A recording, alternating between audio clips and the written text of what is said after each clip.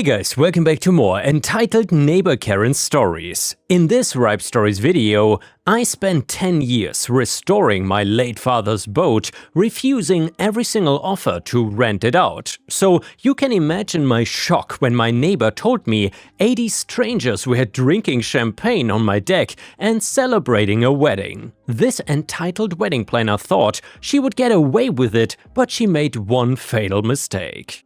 And the first one is titled, Karen used my boat for a wedding while I was away, but then froze when the Coast Guard showed up. So to give you some background, I live in the south of France and I won't name the exact coastal town for anonymity reasons, but it's one of those beautiful spots where the wealthy dock their mega yachts. I'm not rich, but I work a really good job and I happen to own something incredibly precious to me. It is a yacht passed down to me by my late father about 10 years ago. A massive storm tore through the marina and absolutely wrecked the boat. The hull was damaged, the interior was flooded, and the beautiful vintage woodwork was rotting away. Most people told me to scrap it, but I could not do it. It was the last real connection I had to my dad, so for the last 10 years of my life, every spare euro and every single free weekend I had went into restoring that boat. I did the sanding, the rewiring, the varnishing, and the engine work all by myself. By the time this story takes place, the yacht was finally back to its former glory. It was a gorgeous, classic floating piece of art. I kept it docked at a quiet private slip near my house. It was not out on the open ocean at the time, just securely tied up where I could keep an eye on it. Enter the antagonist of this nightmare. I won't use her real name, so let's just call her the wedding planner. She was a Chinese expat who had moved into the area a few months prior and set up a high-end wedding planning boutique targeted at ultra-wealthy clients who wanted the authentic French Riviera experience. From the moment she arrived, she acted like she owned the entire coastline. She was loud, demanding, and viewed everyone around her as background characters in her personal success story. She noticed my boat almost immediately. Because it was a beautifully restored classic yacht, it looked incredibly photogenic, perfect for luxury photo shoots and affluent couples looking to flex on social media. One afternoon I was on the deck fixing some stuff when she marched down the dock. She did not introduce herself, she just stood there, tapped her high heels on the wood and looked up at me. "Are you the owner of this vessel?" she asked. Her tone was already deeply annoying, like she was an inspector dealing with an inconvenience or something, and I said, "Yeah, I am," keeping it polite. "Great, I'm an international luxury events coordinator," she said, handing me a glossy business card, which I immediately set down on a rack. "I have a very high-profile client coming in next month. They want a classic maritime aesthetic for their reception. I want to rent your boat for the evening. It'll just be a few hours." "Name your price, but keep it reasonable." I looked at her, a bit taken aback by the sheer bluntness of it. "I'm sorry, but the boat is not for rent. It's a private restoration project. It's not commercially licensed and I don't let strangers on it." She blinked, looking genuinely offended that a guy in a stained t-shirt holding a paintbrush had just told her no. "You don't understand, my clients are incredibly wealthy. This is a massive opportunity for you to make some quick money. It is just a wedding party, they will drink some champagne and take photos." "Well, the answer is no," I said, turning back to my varnishing. "The yacht is delicate, the interior is vintage, and I've spent 10 years working on this. I don't want crowds of people on it." She scoffed loudly. "Everything has a price, don't be ridiculous. I will email you a contract." "I don't have an email for you to send it to, and even if I did, I wouldn't sign it," I said, remaining completely calm. "Please leave my dock." She stomped away, muttering something in Mandarin that did not sound very pleasant to me. I thought that would be the end of it, but I severely underestimated the depth of her entitlement. Over the next few weeks, she became an absolute menace. She showed up at my dock multiple times, sometimes with clients in tow, pointing at my boat like it was already part of her portfolio. One time she brought a young couple to the dock and started showing them around the exterior of my yacht. I walked out of the cabin, thoroughly annoyed. "What are you doing?" I asked. "I'm showing my clients the venue," she said, completely unbothered by her own audacity. "Look at the woodwork, darling. It'll look beautiful with white floral arrangements draped over the railings. "Hey," I said, stepping between her and the couple, "I've told you multiple times this boat is not a venue. It is private property and you are trespassing right now. You need to leave immediately before I call the local authorities." The young couple looked incredibly embarrassed and started pulling away, but the wedding planner just rolled her eyes at me. "You're being incredibly difficult. I'm trying to bring business to this area. You should be thanking me for offering to feature your little hobby boat in a luxury event." "Leave now," I said, keeping my voice level but firm. She gave me a furious look and marched her clients away. I genuinely thought the absolute boundary I set would stop her. If someone tells you no 50 times, you usually get the hint, right? But not this woman. She viewed my refusal not as a final decision, but as a minor bureaucratic hurdle she could just bypass. So fast forward to a few weeks later, it was a long weekend and I'd planned to travel to a neighboring city to visit my parents. I had not seen them in months, and since the boat restoration was mostly complete, I felt comfortable leaving the yacht secured at its slip for a 3-day weekend. Before I left, I made sure the cabin doors were locked, the heavy canvas covers were secured over the delicate instrument panels, and the main gate to my private slip was padlocked. I packed my bags, got in my car, and drove away, looking forward to a quiet, relaxing weekend with my family. The Friday and Saturday went by perfectly. I had nice dinners with my parents, caught up on family news, and completely forgot about the annoying wedding planner, but Sunday evening changed everything. I was sitting in my parents' living room having a coffee when my phone started buzzing. It was my neighbor back home. He lives right near the waterfront, close to where my boat is docked. He's a good guy and we always keep an eye out for each other's property, and I answered the call. "Hey, what's up?" "Hey, OP," my neighbor said, his voice sounding incredibly confused and stressed. "Are you back in town?" "No, I'm still at my parents' place," I replied. "Why?" Because there's a massive party happening on your boat right now," my neighbor said, and I froze. What do you mean by a party? I mean, there are catering trucks, giant speakers on the dock, and white floral arrangements everywhere, and about 80 people dressed in formal wear drinking champagne on your deck. My neighbor explained, the sound of loud bass music faintly audible through the phone line. "There's a massive wedding reception happening on your yacht right now. I thought you rented it out last minute." My blood ran absolutely cold and my mind immediately flashed to the wedding planner. And yeah guys, if your neighbor called you and told you something like this, what would your first reaction be? How would you handle this situation? Let me know in the comments. Also, while you're at it, please let me know where you're watching from today. The absolute unmitigated audacity of this woman rushed over me. I mean, this person had waited for me to leave town so she could hijack my private property for her event. "OP, you still there?" my neighbor asked. "Yeah, I'm here," I said, my voice eerily calm, despite the adrenaline dumping into my system. "Listen to me very carefully. Don't go down there, don't confront them. I'm calling the Gendarmerie Maritime, basically the Coast Guard for you Yankees, and then I'm getting in my car." "The Maritime Police?" my neighbor asked, surprised. "Yeah, that boat is private, unregistered for commercial events, and they are occupying a vessel without the owner's consent, so this is maritime trespassing and auto theft adjacent. Just watch from your window." I hung up, my hands were shaking, but I forced myself to stay focused. I immediately dialed the emergency number.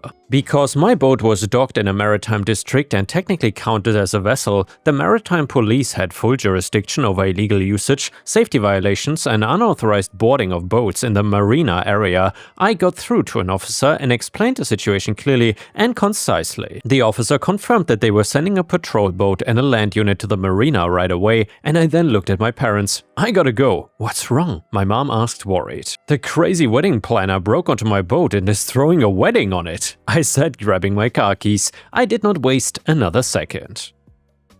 So I ran to my car, jumped in, and started the drive back down to the coast. It was a long drive, and those were some of the longest, most stressful hours of my life. The entire time I was driving, my mind was racing with the worst-case scenarios. Classic boats are fragile. If someone tripped and fell overboard, I could be held liable because it was my boat. The sheer financial and emotional ruin she was exposing me to made my stomach turn. By the time I finally pulled into the coastal town and tore down the road towards the marina, it was already late. The maritime authorities had arrived before me. I parked my car haphazardly and ran. The scene was absolute chaos. A large gendarmerie patrol boat was pulled up right alongside my yacht.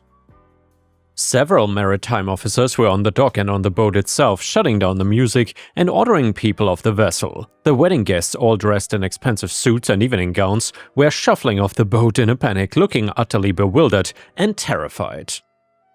Catering staff were scrambling to pack up boxes of glasses, and right in the middle of the dock, screaming at the top of her lungs at a very calm, unimpressed officer, was the wedding planner. I walked down to the dock, keeping my composure, though my heart was hammering against my ribs. My neighbor spotted me and walked over, giving me a look that said, "You won't believe this crap." I approached the lead officer and said, "I'm OP, I'm the owner of this vessel and I'm the one who called." The officer looked at me, then looked at his clipboard. "Monsieur OP, thank you for arriving. We have secured the vessel." Before I could reply, the wedding planner spotted me already.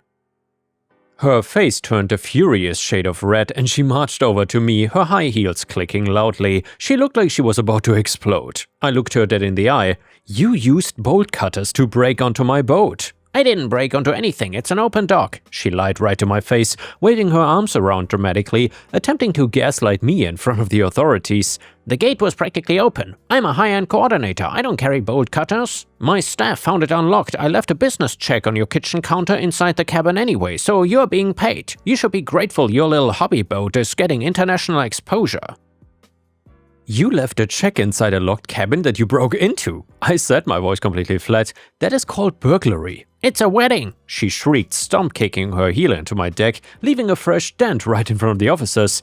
"Do you know who my clients are? They paid me 40,000 euros. You're completely ruining my life over a stupid dock alignment issue. Tell these officers to leave." The officer stepped in between us. "Madame, we have already inspected the gate. The heavy chain was cut with bolt cutters. We found the cut padlock in the trash bin nearby. Furthermore, you don't have a signed maritime charter contract, a commercial safety certificate, or the owner's permission to be on this vessel, so this is a severe violation of law." "It is just a boat!" she screamed, her voice cracking as she realized the situation was slipping entirely out of her control. "He was not even using it, it was just sitting here doing nothing. I have a business to run. You cannot just shut down a wedding over a stupid misunderstanding." I looked past her to inspect my boat, and what I saw made my blood boil. They had essentially thrashed my 10-year restoration project in a matter of hours, and I looked back at the officer. "I want to press every single charge possible," I said, my voice completely steady and cold. "Trespassing, breaking, entering, criminal damage to property, and illegal commercial exploitation of a private vessel. In short, I want to arrest it." When the wedding planner heard the words "press charges" and "arrested," her entire demeanor shifted in an instant. The arrogance vanished, replaced by a look of sheer terror. The reality of the consequences finally broke through her thick skull. "No, wait, please!" she suddenly cried, reaching out her hands like she was gonna beg. "OP, please, we can talk about this. Don't do this to me. If you press charges, my business is ruined. My clients will sue me for their money back. I'll lose my expat status. I'll be deported. Please, it was just a mistake." "A mistake involves an accident," I said, stepping back so she couldn't touch me. "And you explicitly asked me for this boat multiple times, so I told you no multiple times. You literally waited for me to leave town and brought bolt cutters to my property, destroyed my gate, and thrashed a boat that took me a decade to build. This was not a mistake. You just thought that you were untouchable." The officers didn't hesitate. They informed her that she was being detained for criminal property damage and maritime safety violations. As they escorted her away off the dock, she had a complete spectacular meltdown. She was sobbing, screaming that life was unfair, cursing at the officers and yelling back at me that I was a horrible person who was ruining her life. She had actively caused her own absolute downfall, and yet she was crying like she was the victim of a massive injustice. The immediate fallout for her was devastating, just as it should be. The wedding guests were forced to leave the marina in absolute embarrassment, stranded in the middle of the night. The wealthy clients who had hired her were utterly furious that their expensive wedding had been raided and shut down by armed maritime authorities. They immediately filed lawsuits against her boutique for fraud and breach of contract, demanding every single euro back plus damages for the humiliation. The next morning, I had a professional marine surveyor come out to the yacht to assess the full extent of the damage, and yeah, it was bad. But I had the ultimate trump cards: the cut padlock, the eyewitness testimony of my neighbor, the police report, and the hours of high-definition video footage the wedding planner's own professional videographers had taken during the event, which clearly showed her staff setting up the damaging equipment on my boat. The legal process moved forward steadily. Because the evidence was completely undeniable and the gendarmerie had caught her red-handed in the act, she didn't have a single leg to stand on. Her lawyer tried to reach out to me actually to offer a small settlement to make the charges go away, but I completely ignored them. There was no unearned forgiveness here. She had crossed a line and she was gonna pay the full price. And the authorities did not hold back. Because she had operated an illegal commercial event on a non-certified private vessel, violated numerous strict coastal safety codes and committed intentional criminal damage, she was hit with massive, staggering fines, and on top of those fines, my legal counsel pursued her for the full cost of the boat repairs. Her business insurance completely refused to cover the claim because the damage occurred during an illegal criminal act of trespassing. So this meant she was held personally liable for the financial destruction she caused, and in the end she was forced to liquidate her entire wedding planning boutique just to cover the massive court-ordered fines and the restitution check she owed me. Her reputation in the high-end expat community was completely flushed down the toilet. No wealthy client would ever hire a planner whose previous event ended with a police raid and a criminal record. I heard through mutual marina contacts that she ended up having to pack her bags and leave the area entirely, bankrupt, humiliated, and utterly broken by her own greed and arrogance. As for me, I received the full insurance and restitution payout. I was able to hire a master shipwright to help me repair every single scratch, gouge, and stain on my father's yacht. Now the boat looks even more beautiful than it did before all of this. She thought she could treat my life's work like a cheap prop for her own profit, ignoring every single warning I gave her, so she effed around and she found out. And yeah guys, now for my opinion about this story. So I would say that OP showed crazy restraint. I mean, this Karen did not just borrow his boat, she actively stalked his property for weeks and harassed OP repeatedly after multiple clear rejections, and then waited until he left town like a predator and brought bolt cutters to cut through his security, break into the locked cabin, and then had drunk strangers stomping around on a vintage boat that meant a lot to OP, and then thrashed everything. The check she left does not magically make burglary legal, obviously, and if someone breaks into your house but leaves money on the counter, they still broke into your house. Now let's read some comments from Reddit. The first one says, "I know she's the villain, but I cannot stop thinking about the poor couple. Imagine dropping 40,000 euros on a luxury French Riviera wedding, you're sipping champagne in your custom gown, and suddenly the French Coast Guard pulls up like it is a drug bust. I would literally never recover from the embarrassment. I hope they suit her into oblivion." Comment number 2. As an American, the absolute most unbelievable part of this entire story is not the unhinged audacity of the wedding planner, it's the fact that you called the police about property damage and they actually showed up immediately, did their jobs, and arrested the person responsible. Over here, they would have shown up 4 hours later, shot your neighbor's dog and told you it was a civil matter, and left. And the last comment from Reddit said the following: "Obviously, the wedding planner is a massive a-hole for trespassing, cutting a padlock, and using your property without permission. That is a crime and she deserves to be fined. However, your reaction was completely disproportionate. Calling the maritime police to raid a wedding reception with armed officers is an insane escalation. You traumatized a random innocent couple on their wedding day and actively tried to get this woman deported and bankrupted over what amounts to property damage. You could have just walked down there, demanding they pack up, and then sued her in civil court the next day." And yeah guys, let me know what you think about this comment. Would you have done the same as OP, or would you have reacted differently? Let me know what you would have done. And the next one is a malicious compliance story which you don't want to miss. It is titled Wedding Snackdown. So for context, I was attending my cousin's daughter's wedding. There was a snack bar at the entry area and lots of guests were congregating there, eating and chatting. Few people were getting through to the seating area, so my cousin asked me to get the snack bar shut down. I went there and told the people there to close it down. They said they would do it immediately after serving the people waiting. Okay, I headed back and told my cousin it would be closed in a couple minutes. He's now worried and says, "No, I meant immediately. They have to shut down immediately." Alrighty then, I went back to them and they had already shut down. I went back and told my cousin with a straight face, "There were 4 people there. I knocked the plates out of their hands and told them to walk inside. I told them you told me to do it." Shocked Pikachu face. My cousin is a great guy, but he does get a bit worked up sometimes over the small stuff. And the next one is another malicious compliance story. This one is titled The Broth is Not Salty Enough? Okay. Okay, so for some background, I used to work as a server at a retirement home when I was 16. Our basic responsibilities were providing the residents with drinks, soup, a main course and a dessert, and then cleaning and setting up for the next meal. Every day had a different soup of the day, and if the residents didn't like what it was, we also provided broth as a second option.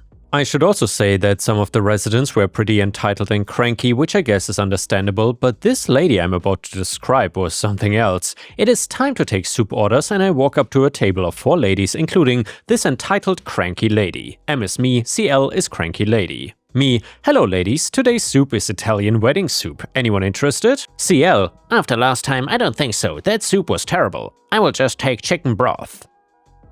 M: okay, I'll be right out with that. So I complete the soup orders in my section and then go in the back to make the broth. I follow the instructions on the can and mix in the appropriate amount of broth for our size soup bowls, and I bring it out, set it in front of her, then go to the kitchen to start preparing for the main course. I'm interrupted, however, by this lady, snapping at me and waving to get my attention. CL: did you make this broth? Me: yeah? Well, you didn't do a very good job. Did you read the instructions? I can barely taste the broth. Take it back and prepare it correctly. Well, the customer is always right, so I take the broth back, put another scoop in it and reheat it, and bring it back. CL: this tastes exactly the same. Can you not understand how to make simple broth? Me: sorry ma'am, but I assure you I put in the right amount. Apparently not. I could do your job better than you. This tastes like water. By the way guys, I don't know how, it had almost double the amount of broth in it. The ladies sharing a table with cranky lady all look visibly embarrassed. Now, I don't know if it was because cranky lady kept yelling, drawing attention to me,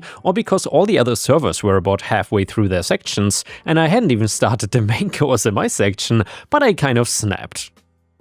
I ran into the kitchen, grabbed the broth mix and put it on the table. I start scooping in huge shovelfuls of broth and tell CL to say when. I get 3 big scoops in before she says stop. The broth is no longer the golden yellow color it's supposed to be, but a dark brownish orange color. CL: finally, this looks like some good broth. I walk away and finally start taking dinner orders in my section. I look to cranky lady and see her trying to choke down the broth. It looks terrible, like sodium poisoning waiting to happen. She finally snaps at me and says, "Hey, this tastes terrible, it's way too salty now."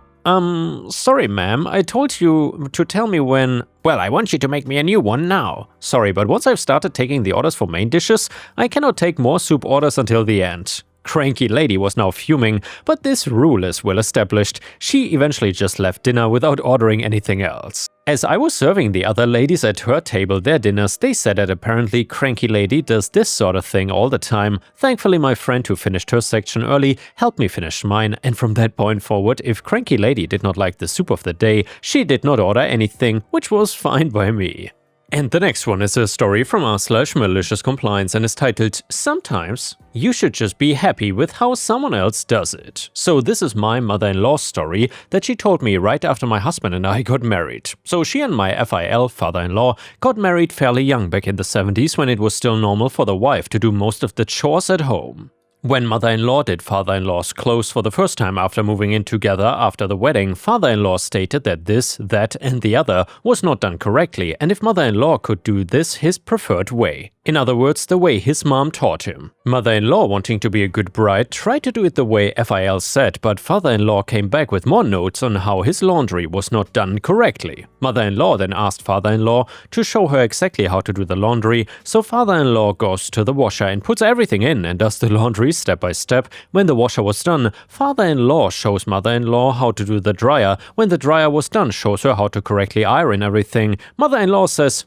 "Perfect. Now that we know you can do your own laundry, I can get the rest of the housework done." Almost 50 years later, she has never done his laundry. And funnily enough, someone in the comments said, "The most dangerous thing a new spouse can say, that's not the way my mother does it," unless it is immediately followed by, "Your way is a lot better." So yeah guys, I hope you enjoyed the video. I will see you again tomorrow.